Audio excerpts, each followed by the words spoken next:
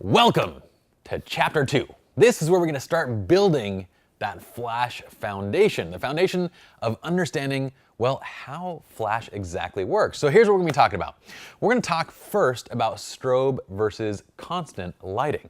We're going to move into basically exposing for Flash versus constant light because those two things are going to be a little bit different in certain ways. It's going to be similar in certain ways. We want to discuss the differences so you have a good understanding of Flash versus constant light exposure.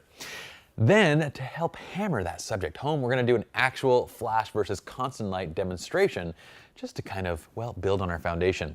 From there, we're going to move into Flash balancing for natural effects. So basically, we want to get a more natural looking image. How do we flash to modify light quality, direction, and so forth, but still yield a natural looking image versus how would we balance Flash for a more dramatic effect? We're going to move into also balancing Flash with ambient for a more creative effect, for when you want to capture motion and so forth in your images. Last, in this chapter, we're going to talk about Flash duration. Well, what is that? This is one of my favorite topics, actually, because most people think Flash is instantaneous, and it kind of is, but it actually isn't. So let's go ahead and jump into Chapter 2 and get started.